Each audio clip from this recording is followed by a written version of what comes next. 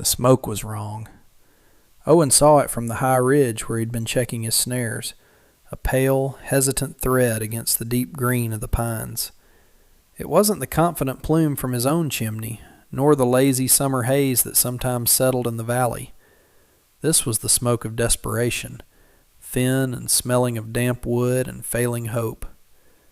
It rose from the direction of the old miller's shack, a place no one had called home in a decade, a ruin slowly surrendering to the forest floor. The structure was barely more than a collection of rotting timbers, a place to shelter from a sudden storm, not to live. Anyone trying to make a fire there was either lost or hiding, and with the nights growing colder and the season turning, both were a short road to the same grim end. He watched it for a long moment, the wisp of gray a question mark against the vast, indifferent landscape. His dog, a scruffy hound named Buck, sat at his feet, head cocked, letting out a low whine as if he too could sense the wrongness of it. Trouble had a way of finding the quietest corners of the world. Owen had learned that lesson long ago. He adjusted the weight of the hares slung over his shoulder and started down the ridge, his steps deliberate and sure on the familiar terrain. He moved without hurry, but with a purpose that pulled him steadily toward that fragile signal of another human life. He wasn't a man who went looking for company, but he also wasn't a man who could turn his back on a fire about to go out. The silence of the mountains was his companion, a presence he had come to understand. This smoke was a terror in that silence, a sound he couldn't ignore. He would see what it was. He would face what he found there. It was the only code he had left to live by, here, in the high, lonely places where a man's character was measured by what he did when no one else was watching. He returned to his cabin first, the scent of the strange smoke still clinging to the air. The small, sturdy structure stood as a testament to his own resilience, each log hewn and placed by his own hands. Inside, the air was cool and smelled of pine resin, wood smoke, and solitude. He placed the hares on the preparation table, his movements economical and practiced. His gaze fell upon the stone mantelpiece above the cold hearth. Sitting there, next to a tin of tea, was a small book bound in worn, dark leather. Its pages were filled with pressed flowers and Clara's elegant, looping script, observations of the mountain seasons. He ran a thumb over the cover, a familiar ritual that brought no comfort, only a dull, persistent ache. It had been 3 years since he'd buried her on the rise overlooking the valley. 3 years of this profound, echoing quiet. The cabin, once filled with her soft humming and the gentle rustle of her movements, was now just a place of shelter. He had built it for them, a fortress against the world, but it had not been strong enough to keep out the fever that had stolen her away. He hung his rifle on its pegs by the door, his mind already turning back to the problem in the valley. The book was a reminder of what could be lost. The smoke was a reminder of what might yet be saved. He packed a small canvas sack with a block of salted pork, a handful of dried apples, and a small loaf of hard bread he'd baked 2 days prior. It wasn't charity, it was an investment in order. People who were hungry and cold made foolish choices, and foolishness in these mountains was a contagion. He whistled for Buck, who rose instantly, tail giving a single, expectant thump against the floorboards. The dog was his only constant conversation. He stepped back out into the late afternoon light, the heavy door closing behind him with a solid, definitive thud. The world outside the cabin was vast and untamed, but the world within it was his alone, a sanctuary of memory and grief he guarded fiercely. The Miller shack was worse up close. The roof sagged in the middle like a broken spine, and the single window was a dark, vacant eye. The smoke he had seen was curling from a makeshift chimney of stacked rocks, a precarious arrangement that looked more likely to set the whole structure ablaze than to provide any real warmth. And there, by the edge of the clearing, was the source of it all. A woman. She was young, her back to him as she bent to gather fallen branches, her movements slow with exhaustion. She wore a simple white prairie dress, a startling, impractical garment for this wilderness, now smudged with dirt and pine pitch. Her hair was a river of black silk, tied back loosely but coming undone, strands catching the light. As she straightened, holding a small armful of brittle sticks, he saw her profile. She was Chinese, her features fine and delicate, yet set with a tension that spoke of deep-running fear. She did not belong here. This was a place of hard edges and harder people, and she looked as fragile as a spring blossom in the path of a rock slide. He stayed in the cover of the trees, watching. She moved with a weary grace, her small pile of wood a testament to hours of labor for what would be a few minutes of fire. She paused, her hand resting on the rough bark of a pine, and looked back toward the tree line, not in his direction, but everywhere at once, as if the forest itself were a predator. He saw then that it wasn't just hardship that weighed on her. It was terror. She was running from something. He stepped out from the trees, making sure his footsteps were audible, not wanting to startle her further. Buck stayed at his heel, silent and watchful. Her head snapped toward the sound, her body instantly rigid. Her eyes, dark and wide, locked onto him, and in them he saw a cornered animal, ready to fight or flee, with no good options for either. He stopped a respectful distance away, holding his hands up slightly, palms open, a gesture of peace in a world that knew little of it. Her grip on the bundle of sticks tightened, the knuckles of her hand showing white. She said nothing, her stillness a form of defiance. Owen kept his voice low and even, the way one speaks to a spooked horse. "That wood is too green. It'll give you more smoke than heat." He gave a slight nod toward her meager pile. She watched him, her gaze flicking from his face to the canvas sack in his hand, then to the dog at his side. He could see the calculations turning in her mind. Was he a threat or a rescuer? In this place, the two were often one and the same. "I mean you no harm," he said, the words feeling clumsy and inadequate. He took a slow step forward and set the sack on a large flat stone between them. "There's food in there, salt pork and bread." Her eyes narrowed. "I have no money," she said, her voice quiet but firm, laced with an accent that softened the edges of her words. It was the first thing she had said, a declaration of pride, a wall against pity. "I'm not asking for any," he replied. "A bad winter's coming. No sense in facing it on an empty stomach." She glanced at the dilapidated shack, then back at him. "This place is temporary." "There are no temporary places in these mountains," he said, his tone gentle but unyielding. "There is only prepared and unprepared. You're the latter."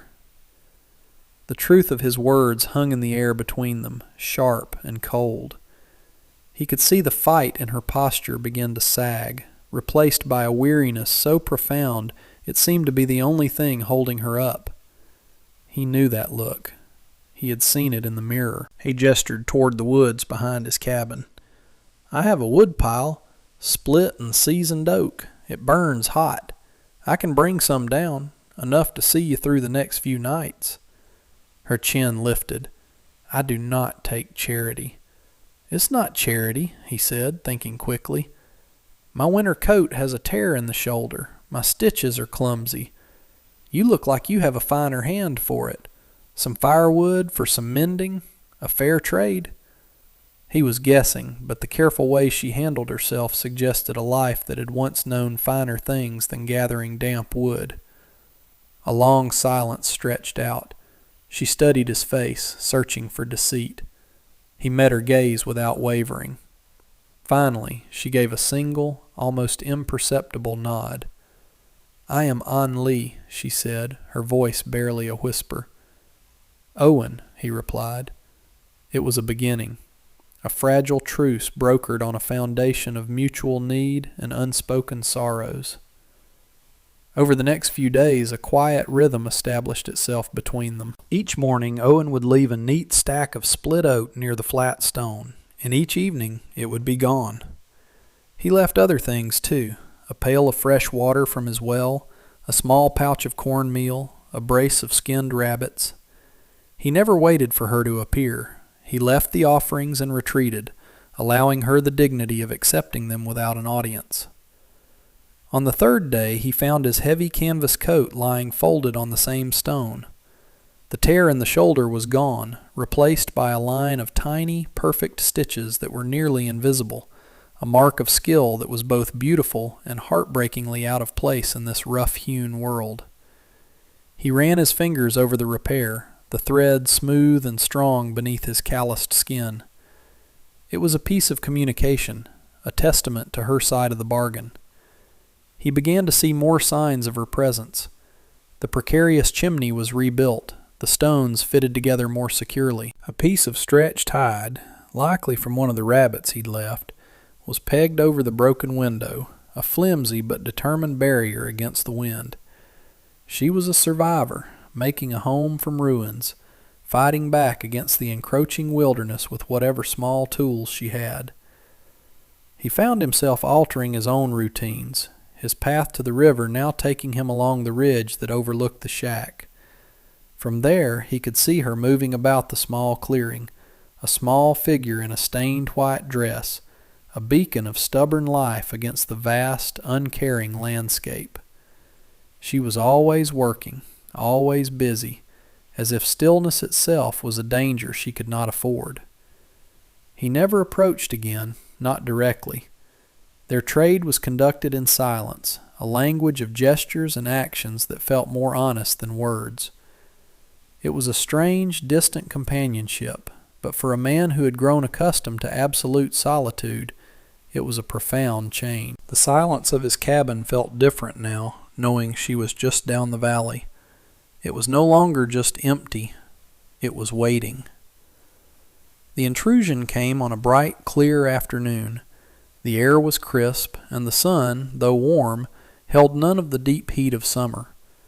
Owen was splitting logs, the rhythmic thud of his axe the only sound when he heard it, the lazy creak of saddle leather and the low murmur of voices. It was the Driscoll brothers, Finn and Corbin.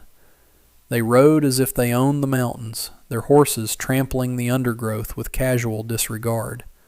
Finn, the elder, was thick-set and florid, with a mean-spirited smile that never reached his eyes. Corbin was leaner, quieter, but possessed a coiled stillness that was somehow more menacing. They reined in their horses at the edge of his clearing, surveying his cabin, his woodpile, his life, with an air of entitled appraisal. "Afternoon, Owen," Finn called out, his voice overly friendly. "Putting up wood for the winter, I see. Always prepared." Owen rested his axe, his grip firm on the hickory handle. He said nothing, just watched them. He had known men like the Driscolls his whole life, men who confused bluster for strength and cruelty for power. They thrived on the discomfort of others. "Heard you've got a neighbor," Corbin said, his voice a low drawl. He spat a stream of tobacco juice near a patch of wildflowers Clara had planted. "A little stray down at the old Miller place. A real exotic bird, they say." Owen's jaw tightened. News, or rather gossip, traveled fast, even here. "She's on her own," he said, his voice flat, "and bothering no one." Finn chuckled, a wet, unpleasant sound. "That's where you're wrong. She's bothering us. That land's been in our family's claim for years. We let old Miller stay out of charity, but we don't extend the same courtesy to squatters, especially not her kind." It was a lie. The land belonged to no one and everyone, but the Driscolls operated on the principle that a claim shouted loud enough became a fact. They weren't here about the land. They were here because a vulnerable woman was an opportunity for their particular brand of sport. "She's just trying to survive," Owen said, keeping his voice level. "Then she can survive somewhere else," Finn said, his smile vanishing. "This is a decent place for decent folk. We don't want her kind bringing trouble." He gathered his reins.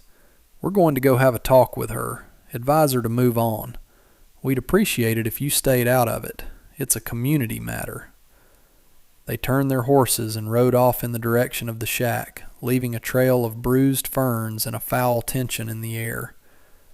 Owen stood motionless, the axe heavy in his hands, his heart a cold, hard knot in his chest. The quiet peace of the valley had just been broken. He waited, every muscle taut, listening for any sound from the direction of the shack, a raised voice, a scream. But there was only the wind in the pines and the steady thrum of his own anger. He could not go down there now. To intervene would be to escalate, to give the Driscolls the confrontation they craved, and confirm his role as her protector, making her an even bigger target. He had to trust that their first visit would be just a warning, a flexing of their perceived authority. He forced himself back to his work, but the rhythm was gone. The clean swing of the axe felt clumsy, and each strike landed with a jarring, impotent fury. An hour later he saw them ride back up the valley, laughing about something. They didn't even glance his way. Once they were gone, he took the path down to the shack. The clearing was empty. The door to the hovel was shut tight. He saw the evidence of their visit near her small, meticulously built fire pit. Her little stack of kindling had been kicked apart, the small branches scattered in the dirt. It was a petty, cruel gesture, a dog kicking over a bowl of water. It was a message. He stood there for a long time, looking at the closed door. He could feel her presence behind it, coiled in fear. He wanted to call out, to offer reassurance, but he knew that words were useless now. The Driscolls had drawn a line, and she was on the wrong side of it. He turned and walked back to his cabin, a cold resolve settling over him. They would be back, and when they returned, he would be ready. That night, sleep eluded him. He sat in the dark, the fire casting long, dancing shadows on the walls, Buck's head resting on his knee. He thought of Clara, of her fierce belief in the quiet decencies of the world. He thought of Anli, alone in that ruin, her world shrinking to the space of a single terrifying room. The Driscolls had called it a community matter. They were about to find out what that really meant. The next day he found her coat on the stone again, along with a small, intricately woven grass basket, a silent thank you. She had not been broken. The sight of it solidified his plan. He spent the morning not on his own chores, but on a long, circuitous journey, visiting the few other souls scattered across the nearby hills. A solitary trapper named Ben, and the Peterson family, homesteaders with 2 strong sons. He spoke to them plainly, without drama. He told them what he had seen and what he expected to happen. He asked for nothing but their presence. By sundown, he told them, be there by sundown. He was there an hour before dusk, standing near the flat stone, waiting. The air grew cool as the sun dipped below the western ridge, painting the sky in fiery strokes of orange and purple. The door to the shack remained closed. He wondered if she had already fled, but he didn't think so. He had seen the strength in her, the stubborn refusal to be erased. This was her ground, and she would hold it until she was forced off. Then he heard them. The familiar, arrogant sound of their horses moving through the trees. Finn and Corbin emerged into the clearing, their faces set with smug certainty. They saw him standing there and reined in, their expressions shifting from anticipation to annoyance. "Owen," Finn said, his voice tight, "I thought we had an understanding. This doesn't concern you." "You made it my concern when you kicked over her woodpile," Owen replied, his voice calm and low, yet it carried across the clearing with absolute clarity. "We're here to escort the squatter off our land," Corbin snarled, his hand resting on the pommel of his saddle. "You'd best step aside." "No," Owen said. It was a single word, spoken without heat, but it was as solid and unmovable as the mountain behind him. Finn's face darkened with rage. He was about to speak again when another sound reached them. More hoofbeats and the crunch of boots on dry leaves. From the path to the north, Ben the trapper appeared, his long rifle held loosely in the crook of his arm. And from the south, Mister. Peterson and his 2 sons came into view, their faces grim and determined. They didn't say a word. They simply positioned themselves around the edges of the clearing, their presence a silent, collective judgment. They were witnesses. Finn's eyes darted between them, his bravado evaporating under their steady, disapproving gaze. The Driscoll's power was built on isolation and fear, on the assumption that no one would dare to interfere. That assumption had just been proven wrong. The clearing was no longer a private stage for their cruelty. It had become a public square. "This ain't over," Finn muttered, but the threat was hollow. He yanked on his reins, turning his horse so sharply it skittered. Corbin shot Owen a look of pure hatred before following his brother. They retreated back into the woods, their departure clumsy and hurried, the sound of their defeat swallowed by the encroaching twilight. The 3 men who had come to stand with him gave Owen a slow, solemn nod, then turned and melted back into the shadows, their duty done. The door of the shack creaked open. An Lee stood in the doorway, her face pale in the dim light. She looked at him, her eyes shining with unshed tears. He had not just brought her firewood. He had brought her the one thing she had lost, a shield. The immediate danger had passed, but the clearing no longer felt safe. It was tainted by the Driscoll's malice. Owen knew they would not simply forget this humiliation. They would wait, and they would find another way. An Lee could not stay here. He walked toward her as she stood in the doorway of the shack, a silhouette against the darkness within. "You can't stay here," he said softly. She didn't argue. She simply nodded, her gaze fixed on the path where the Driscoll brothers had disappeared. The fight had gone out of her, replaced by a deep, resonant exhaustion. "I have nowhere to go," she whispered, the words barely audible. "Yes, you do," he said. He looked toward his own cabin, a faint light visible in the distance where he'd left a lamp burning. "You can stay with me. The loft is empty. It's warm and dry, and it's safe." It was a monumental offer, one that would irrevocably shatter his solitude and tie his fate to hers. But the decision felt simple, necessary. It was the only right thing to do. Her eyes widened slightly, a flicker of disbelief in their depths. In her experience, a man's protection always came at a price. He saw the question in her gaze and answered it before she could ask. "No one will bother you there," he said. "I give you my word." She held his gaze for a long moment, searching his face. Whatever she saw there seemed to satisfy her. She gave another small nod. There was little to pack. A single cloth-wrapped bundle held all her worldly possessions. He helped her gather the few useful items from the shack, a small iron pot, the mended coat, the woven basket she had made. He stamped out the last embers of her fire, erasing the final trace of her time in this place. As they walked up the path toward his cabin, Buck trotting quietly beside them, the full weight of the night descended. The woods were filled with the chirping of crickets and the rustle of unseen creatures.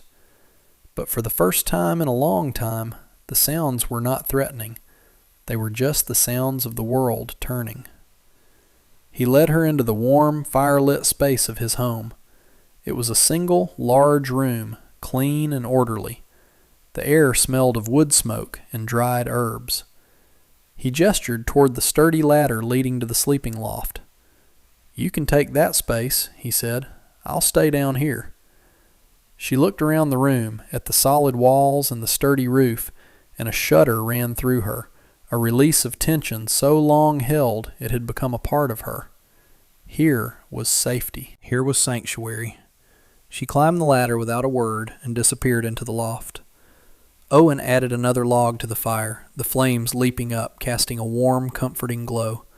He sat in his usual chair, but the room felt entirely different. The silence was no longer empty. It was occupied, shared. The presence of another person breathing under his roof was a strange and profound comfort. Buck settled by the hearth, sighing contentedly. After a while, he heard her moving about in the loft, the gentle sound of her bundle being unrolled. Then, silence again. He must have dozed off, because he awoke with a start to find her standing at the bottom of the ladder. She was holding his canvas coat, the one she had mended. She held it out to him. "Thank you," she said, her voice clear and steady, "for everything." He took the coat, their fingers brushing for a brief instant. "You don't need to thank me." His gaze drifted to the hearth where a small stack of kindling lay ready for the morning. He thought of the first time he'd seen her, struggling with that armful of damp sticks.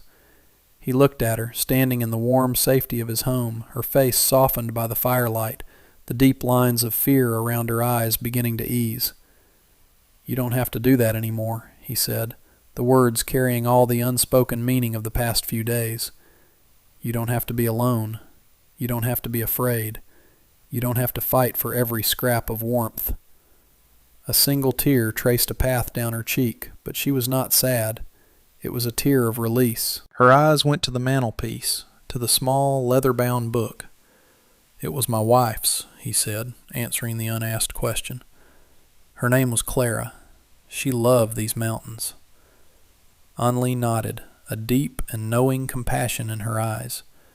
She understood loss. She understood memory. She turned and went back up to the loft, leaving him in the flickering light of the fire. He was no longer just a man in a cabin. He was a guardian. And he was no longer alone with his ghosts. The fire crackled, the logs shifted, and for the first time in 3 years, the house felt like a home again.